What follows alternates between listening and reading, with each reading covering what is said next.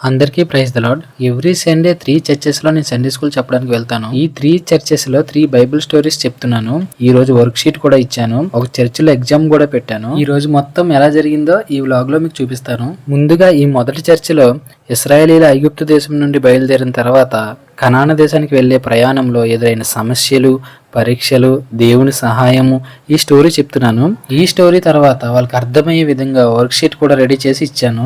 ఈ విధంగా స్టోరీ తర్వాత ఎగ్జామ్ అండ్ వర్క్ షీట్ ఇచ్చి పిల్లలతో చేపిస్తే వాళ్ళకి స్టోరీ ఇంకా బాగా గుర్తుంటుంది. ఈ విధంగా ఒక స్టోరీని 2-3 పార్ట్స్ గా డివైడ్ చేసి వాళ్ళకి వర్క్ షీట్ ఇచ్చి చేపిస్తే వాళ్ళకి స్టోరీ బాగా గుర్తుంటుంది. అలాగే స్టోరీ మొత్తం అయిపోయిన తర్వాత ఆ స్టోరీ మీద వాళ్ళకి ఒక ఎగ్జామ్ పెడతాను. ఈ విధంగా ఫస్ట్ చర్చ్ లో సండే స్కూల్ అయితే కంప్లీట్ అయిపోయింది. ఇక్కడ నుంచి నేను సెకండ్ చర్చ్ కి వెళ్ళిపోతాను.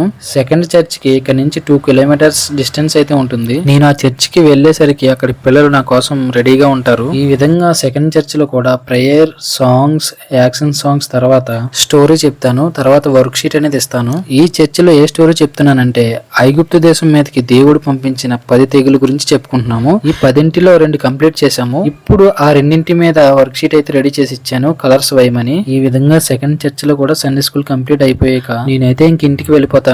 మూడో చర్చిలో అయితే సండే స్కూల్ సాయంత్రం 4 గంటలకు ఉంటుంది. ఈ గ్యాప్ లో అయితే నేను చర్చికి కావాల్సిన డైలీ ప్రామిసెస్ ఎడిటింగ్ చేసుకుంటాను. ఇంకా మూడో చర్చిలో అయితే ప్రవక్త అయిన ఏలియా స్టోరీ కంప్లీట్ అయింది. ఆ స్టోరీ మీద ఒక ఎగ్జామ్ పేపర్ రెడీ చేసి వాళ్ళకి ఇచ్చాను.